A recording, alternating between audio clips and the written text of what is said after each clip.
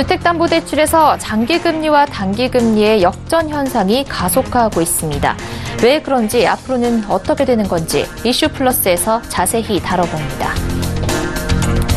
LG U+에 이어 SK텔레콤과 KT까지 케이블 TV와 M&A를 통한 유료 방송시장 점유율 확대에 나서고 있습니다. 공시가격 제도가 도입된 지 15년이나 지났지만 낮은 시세 반영률로 그동안 보유세 70조 원이 덜 거쳤다는 시민단체 조사 결과가 나왔습니다.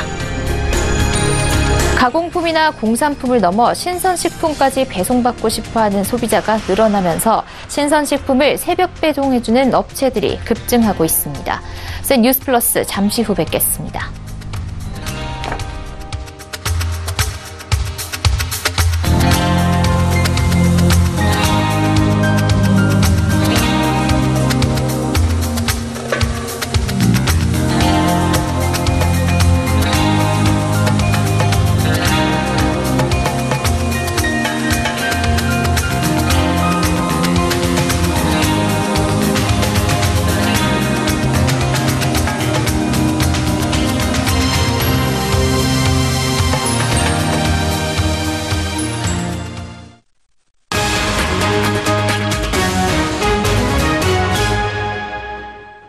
시청자 여러분 안녕하십니까? 센 뉴스 플러스 양한나입니다.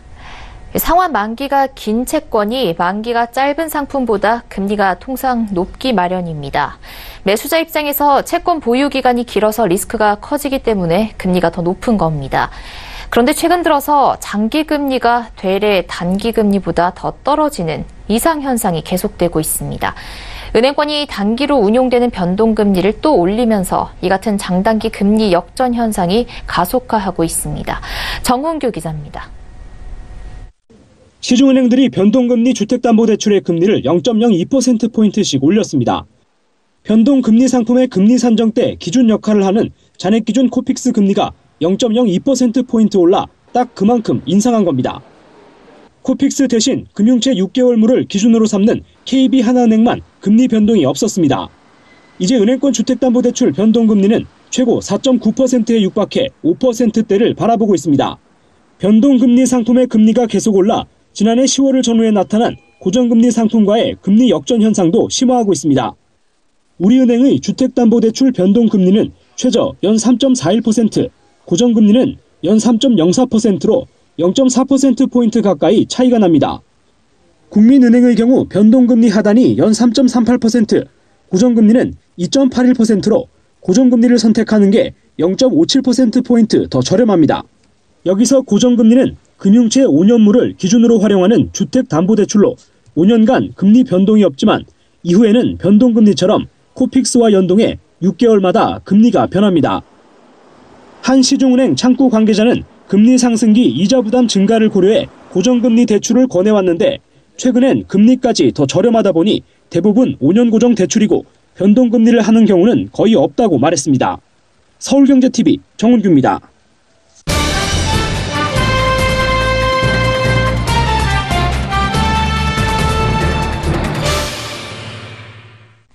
주택담보대출 중 5년 고정형 상품이 대세를 이루고 있는데요. 이 고정금리는 장기로 운용되는 특성상 금리가 통상 높은데 이 고정금리가 변동형 단기금리보다 더 떨어지고 있는 기현상이 계속되고 있다는 소식 앞서 전해드렸습니다.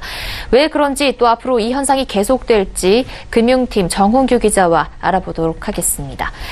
정 기자, 같은 주택담보대출 상품인데 변동금리와 고정금리가 다르게 움직이는 이유가 뭡니까? 네, 은행의 대출금리는 크게 기준금리와 가산금리 두 가지로 나뉘는데요. 변동금리 상품과 고정금리 상품이 서로 다른 기준금리를 쓰고 있기 때문에 차이가 나는 겁니다. 네, 그럼 그 대출금리의 기준금리라고 한다면 어떤 것을 얘기하는 겁니까? 네, 변동금리 주택담보대출은 주로 코픽스를 활용하고 있는데요. 코픽스는 은행이 자금을 조달할 때 쓴 비용을 은행연합회가 평균으로 산출해서 매달 발표하는 지수입니다. 코픽스에는 정기 예적금과 양도성 예금 증서 등이 포함되는데요. 쉽게 말해서 코픽스는 은행이 돈을 구해오는 원가로 대체적으로 예금 금리라고 생각하시면 됩니다. 한국은행이 정책 기준금리를 올리면 예금 금리가 올라 다음 달 코픽스가 오르고 이에 연동한 대출금리가 오르는 구조인데요. 지난해 11월 한국은행이 기준 금리를 올린 데다가 2020년 예대율 규제 강화를 앞두고 은행들이 예금을 더 많이 받으려고 고금리 특판 경쟁을 벌인 것이 코픽스를 끌어올린 원인으로 분석됩니다. 네, 변동금리 대출은 코픽스 금리를 기준으로 금리가 책정이 된다면 고정금리 대출은 어떻게 됩니까? 네, 고정금리 대출은 주로 5년 고정금리 대출을 말하는데요. 5년 뒤 변동금리로 변하기 때문에 정확히는 혼합금리형 주택담보대출입니다. 이런 대출들은 주로 금융채 5년물을 기준으로 활용해 금리를 산정하고 있는데요. 시장금리다 보니 중앙은행의 기준금리와 달리 심리 같은 것들이 반영될 수 있습니다. 지난해에는 미국이 기준금리를 빠르게 올릴 것이라는 우려가 컸고 미국과 중국의 무역 전쟁이 고조되면서 안전자산인 채권에 수요가 몰렸습니다. 결과적으로 채권 가격이 오르면서 채권 이자는 떨어졌고 이에 연동한 대출 금리도 낮아진 겁니다. 네, 그럼 앞으로 꼭 필요한 주택담보대출이 있다면 고정금리를 하는 게 무조건 유리하다고 볼 수 있을까요? 네, 지금 당장을 놓고 보면 고정금리로 대출받기 적기라는데 별다른 이견이 없습니다. 앞으로 변동형 주택담보대출 금리가 낮아지더라도 현재 고정금리가 워낙 낮고 또 안정적인 상환 계획을 가져갈 수 있다는 점에서 손해볼 게 없다는 것인데요. 하지만 앞으로 분위기는 다소 달라질 수 있다는 전망이 나옵니다. 새해 들어서 미국의 기준금리 인상 기조가 많이 누그러진 데다가 미중 무역 협상까지 점차 불확실성이 해소되면 안전자산 선호 현상이 사라질 수 있기 때문입니다. 이 경우 지금까지와는 반대로 고정형 주택담보대출의 금리가 오를 수 있는데요. 미래를 정확히 알 수는 없지만 은행 관계자들은 현재와 같은 수준의 고정금리 대출을 받고 싶다면 서두르는 게 좋다고 조언합니다. 네, 그런데 지금은 금리 상승기로 알고 있는데요. 앞서 변동형 주택담보대출 금리가 낮아질 수 있다고 말씀하셨는데 이건 어떤 의미입니까? 네, 정부가 오는 7월부터 잔액기준 코픽스 산정 방식을 변경하기로 했습니다. 기존에 코픽스를 계산할 때 제외했던 요구불 예금도 포함시키기로 한 것인데요. 요구불 예금은 기간 없이 돈을 넣어두었다가 아무 때나 빼서 사용할 수 있는 보통 통장을 생각하시면 됩니다. 이런 통장들은 정기 예적금에 비해서 금리가 훨씬 낮은데요. 저원가성 자금이 포함되면 코픽스 금리는 떨어질 수밖에 없고 이에 연동된 변동금리 대출도 금리가 낮아지는 겁니다. 정부는 산정 방식 변경으로 코픽스 금리가 0.27%포인트 낮아질 것으로 예상했는데요. 여기에 은행들이 2020년 예대율 규제 강화를 앞두고 예금 유치를 위해서 내놓았던 고금리 특판 예적금 상품을 걷어들이고 있는 점도 코픽스 상승세를 멈춰 세울 요인으로 분석됩니다.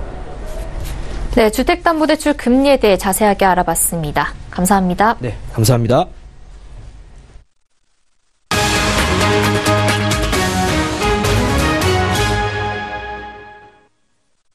유료 방송 시장 재편에 무게가 쏠리고 있습니다. LG U+에 이어 SK텔레콤과 KT도 케이블 TV와 M&A를 통해 유료 방송 시장 파이 늘리기에 열을 올리고 있습니다. 대대적인 지각 변동이 예고됩니다. 김혜영 기자입니다. 통신사들이 케이블 TV 인수를 통해 몸집 불리기에 나서고 있습니다. LG U+에 이어 SK텔레콤과 KT도 합병에 적극적으로 나서면서 유료 방송 시장의 재편이 탄력을 받고 있는 겁니다. 현재 SK텔레콤은 국내 2위 케이블 TV 사업자인 TV로드와 M&A 방안을 놓고 협상에 나섰습니다. 협상이 성사되면 가입자 총 761만 명을 보유하게 됩니다. 앞서 지난 14일 LG U+는 CJ헬로 인수를 결정하면서 총 가입자 781만 명을 보유해 업계 2위로 올라섰습니다. 986만 명의 가입자를 보유해 업계 1위인 KT 역시 분주합니다. 합산 규제에 걸림돌이 있지만 마지막 남은 대형 케이블 TV 매물인 딜라이브 인수를 검토하고 있습니다. 이를 통해 2위와 3위의 격차를 더 벌려 입지를 공고히 하겠다는 계획입니다. 이로써 국내 유료 방송 시장은 빅3 체제로 재편될 전망입니다. 이처럼 통신사들이 대형 케이블 TV 인수에 속도를 내고 있는 건 가입자를 늘려 규모의 경제를 실현하겠다는 겁니다. 지금은 케이블 TV 사업의 주로 수익 모델이 예전처럼 가입자당 월 가입비 얼마 받는 것보다도 돈 내고 유료 영화 보고 이런 거 있죠? 유료 콘텐츠. 그런 수입이 더 늘어나는 추세란 말입니다. 그러니까 규모의 경제가 중요하다니까. 서울경제TV 김혜영입니다. 앞서 봤듯이 LG U+에 이어 SK 브로드밴드 인수합병 소식까지 들려오면서 유료 방송 시장의 지각 변동 일어나고 있는데요. KT만 국회 유료 방송 합산 규제 논의에 발목이 잡혀 있습니다. 합산 규제 논의 결과에 따라 유료 방송 시장의 판도가 바뀔 수 있어 귀추가 주목됩니다. 이보경 기자입니다. KT는 케이블 TV 3위 업체인 딜라이브 인수를 타진하고 있습니다. 이미 실사를 마치고 인수 논의가 활발하게 이뤄지고 있었지만 합산 규제를 이유로 국회가 반대에 나서면서 인수 작업이 중단됐습니다. 합산 규제는 작년 6월 일몰됐지만 국회는 특정 사업자의 독과점적 지배력을 우려하며 합산 규제 제도입을 논의하고 있습니다. KT는 오는 25일 국회 과학기술정보방송통신위원회에 유료방송 합산 규제 논의 결과가 나오길 기다리고 있는 상황입니다. KT그룹 차원에서 유료방송 시장 경쟁력 강화 방안을 다각도로 검토 중이며 현재까지 케이블 사업자 인수 관련해서는 구체적으로 결정된 사항은 없습니다. KT와 KT 스카이라이프의 점유율은 딜라이브를 인수할 경우 33%를 넘게 됩니다. 따라서 합산 규제가 부활되면 KT는 딜라이브 인수합병 테이블에조차 앉지 못하게 되는 것입니다.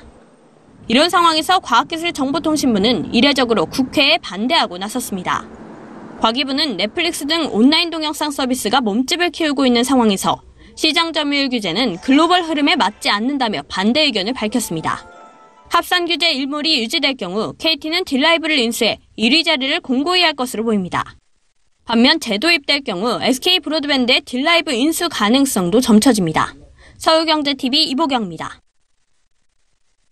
정부가 표준 단독주택 공시가격과 표준지 공시지가를 연이어 공개했지만 여전히 시세를 제대로 반영하지 못했다는 지적이 나옵니다. 공시가격 제도가 도입된 지 15년이 지났는데 낮은 시세 반영률로 그동안 보유세 70조 원이 덜 거쳤다는 시민단체 조사 결과가 나왔습니다. 유민호 기자입니다. 현대자동차 그룹의 서울 삼성동 GBC 부지. 올해 공시지가는 제곱미터당 5,670만 원으로 책정됐습니다. 지난해 4천만 원에서 42% 올랐지만 여전히 5년 전 실제 거래된 금액의 절반 수준에 불과합니다. 땅을 두고 감정평가가 여러 차례 이뤄졌는데 평가 금액도 고무줄입니다. 오늘 경실련은 기자회견을 열고 정부가 지난 14년 동안 공시가격 제도를 엉터리로 운영한 탓에 세금 70조 원이 덜 거쳤다고 주장했습니다. 상업 업무용 빌딩이나 고가 단독주택의 경우 공시가격이 시세의 30에서 40% 수준에 머무르는 상황. 지난 2005년부터 시세 반영률을 70%로 적용했다면 보유세 70조 원을 추가 징수할 수 있었던 겁니다. 잘못된 가격으로 인해서 결국은 걷어야 될 세금을, 정당한 세금을 제대로 걷지 못하도록 또 재벌이나 어떤 소수의 그 땅 부자 등이 적극적으로 부동산 투기에 나서도록 조장하게 한 행위. 경실련은 정부가 부동산 공시 업무에 매년 1,800억 원의 예산을 투입한다며 낮은 시세 반응률과 고무줄 감정으로 막대한 혈세를 낭비하고 있다고 지적했습니다.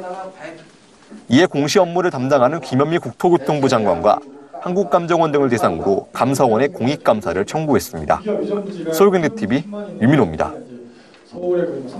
전 세계에서 인터넷 장보기가 가장 활발한 나라 바로 한국입니다. 이미 몇 년 전에 생필품 온라인 구매율이 주요 선진국들을 앞질렀습니다.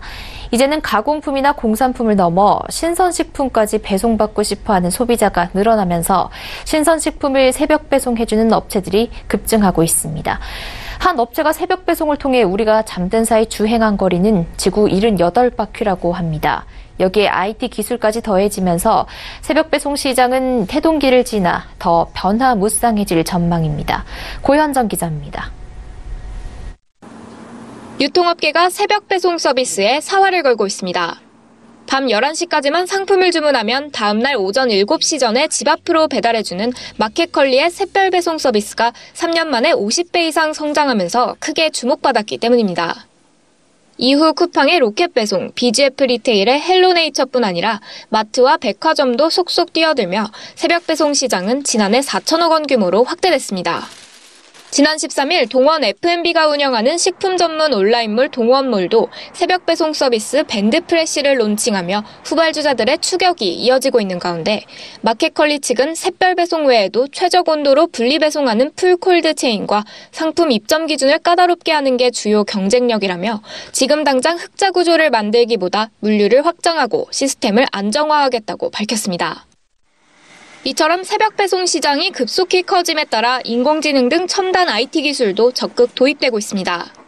이마트는 최근 자율주행차 소프트웨어 기업 토르드라이브와 운영 계약을 맺고 자율주행차가 마트에서 고객의 집까지 배달해주는 서비스를 올 하반기에 출시할 예정이라고 밝혔습니다. 신선식품 분야에 집중하고 있는 BGF 리테일 헬로네이처 역시 컴퓨터와 실시간으로 음성 대화하는 AI 피킹 시스템을 물류센터에 도입해 물량 처리 속도를 최대 3배까지 높인다고 설명했습니다. 지난해 3월 집계된 국내 신선식품 연간 구매액은 22조 7천억 원으로 전년 동기 대비 10.2% 성장한 것으로 나타나면서 업계는 새벽 배송은 이미 식품업계 또는 이커머스 업계를 넘어 산업계 전반의 현안이라고 입을 모았습니다. 한편 올리브영 역시 3시간 이내에 온라인 주문 상품을 퀵 배송해주는 오늘 드림 서비스 개시 2개월여 만에 하루 평균 100여 건의 주문이 들어오고 있다고 밝혔습니다. 서울경제TV 고현정입니다. 예금보험공사와 우리금융그룹이 캄보디아 이주 여성 가족을 초청해 문화 나눔 행사를 개최했습니다. 이번 행사에는 캄보디아 이주 여성과 그 가족 100여 명이 참석해 두 나라 전통과 문화에 대한 이해를 나누고 코리안 드림을 이룬 캄보디아 이주 여성 스롱피아비의 강연을 들었습니다. 스롱피아비는 2010년 한국에 결혼 이주를 한 뒤 당구에 입문해 아시아 랭킹 1위에 오른 자신의 경험을 바탕으로 이주 여성들에게 희망과 용기의 메시지를 전달했습니다. 이날 행사에 참석한 롱디망쉬 주한 캄보디아 대사는 이번 행사는 이주 여성 가족들 간 교류의 장을 마련하는 좋은 계기라며 이주 여성 가족들이 자국 문화에 자부심을 가지고 한국 사회에 성공적으로 정착하는 데 도움이 됐다고 밝혔습니다. 행사를 마련한 위성백 예금보험공사 사장은 다문화 가족을 위한 찾아가는 교육과 금융캠프 등의 생활금융교육을 통해 캄보디아 이주 여성 가족에 대한 지속적인 관심을 약속한다고 말했습니다. KT가 스마트폰으로 미세먼지 정보를 실시간으로 알려주는 에어맵 코리아 앱을 출시했습니다. 에어맵 코리아 앱은 사용자와 가장 가까운 거리에서 미세먼지 정보를 측정해 알려주는 앱입니다. KT는 이를 위해 국가 관측망과 별개로 전국 2,000여 개의 측정소를 설치했습니다. 특히 500여 개의 서울 측정소 간 간격은 약 1km 내외로 촘촘하게 구축했습니다. KT는 향후 전국의 측정소 500개, 이동형 관측 센서 7,000여 개를 추가해 총 10,000대의 측정망을 확보할 계획입니다. 한편 에어맵 코리아는 KT가 미세먼지 정책 수립을 지원하는 사회공헌 프로젝트로 현재까지 100억 원이 투자됐습니다.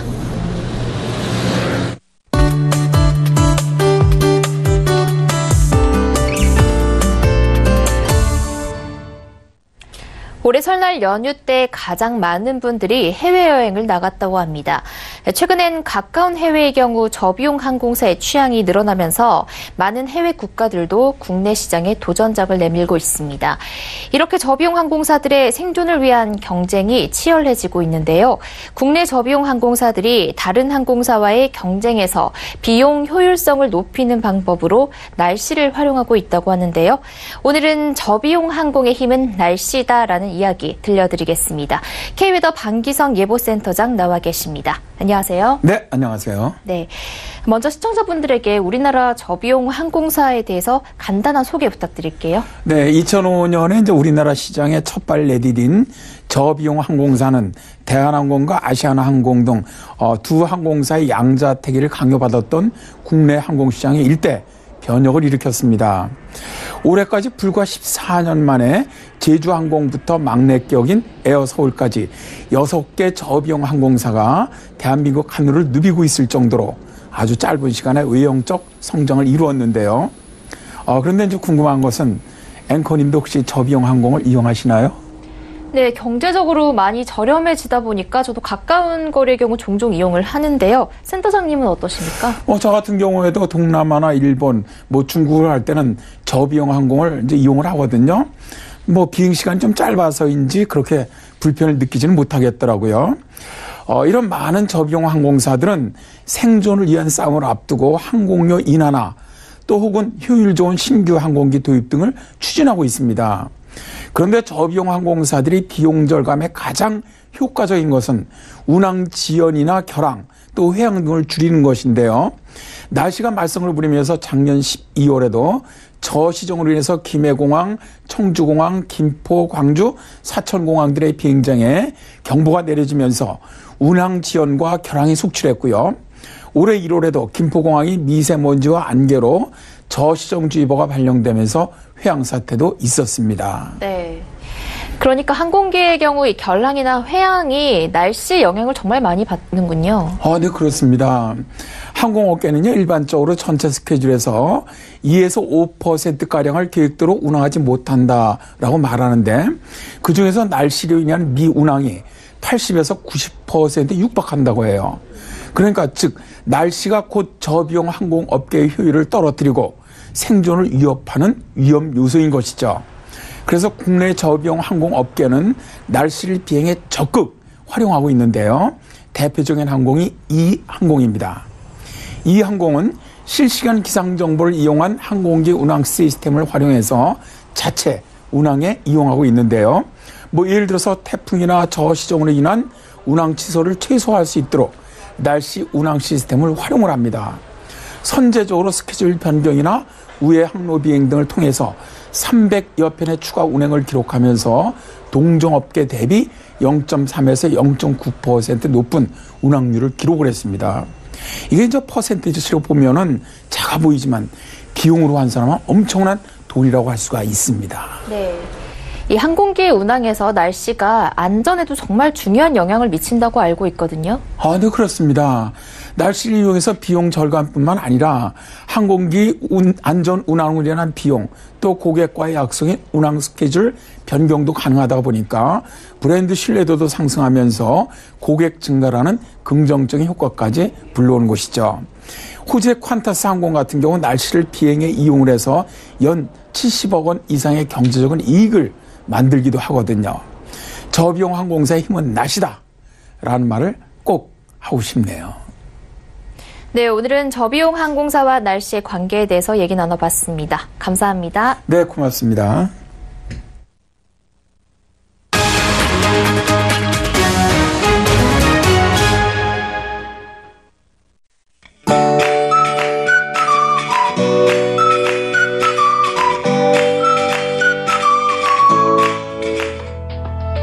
안녕하세요. K웨더 라이프스타일 여보 최현미입니다. 내일은 전국에 눈비 소식이 있는데요. 현재 위성 영상 보시면 제주도의 비는 시작이 됐습니다. 오늘 밤 전북 남부와 경남 서부까지 확대가 되겠고요. 내일 아침은 전국으로 영향을 미치겠습니다. 이번 눈비는 내일까지 이어지면서 남해안과 제주도에는 최고 60mm에서 많은 곳 120mm 이상으로 비 피해 없도록 조심하셔야겠고요. 기온이 낮은 서울, 경기와 강원, 영서는 3에서 8cm가량의 눈으로 내려 쌓이겠습니다. 내일 아침 출근길 교통 혼잡이 예상되는 만큼 미리 나서시는 것이 좋겠습니다. 눈비 소식은 있지만 따뜻한 남서풍이 유입되면서 아침에는 곳곳에서 영상권을 보이겠습니다. 다만 낮 동안 기온은 크게 오르지 못하고 오늘보다 낮아지겠습니다. 내일은 남해상을 지나는 저기압의 영향을 받겠습니다. 다음은 자세한 지역별 날씨입니다. 중부지방 아침에는 0도 안팎으로 오늘보다 기온이 오르겠습니다. 서울, 경기는 아침부터, 충청도는 새벽부터 비나 눈이 내리겠습니다. 동해안 지방 역시 아침부터 눈이나 비가 시작되겠고요. 울진은 저녁까지 비가 예상됩니다. 한낮엔 강릉 5도가 되겠습니다. 남부지방 아침 기온 영상 5도 안팎으로 온화하겠지만 낮 동안 기온은 크게 오르지 않겠습니다. 전주 6도가 되겠습니다. 전해상에 눈이나 비가 내리면서 물결은 남해상에서 최고 4m로 매우 높게 일겠습니다. 여기에 천둥, 번개가 치는 곳이 있어 항해나 조업하는 선박은 각별히 주의하셔야겠습니다.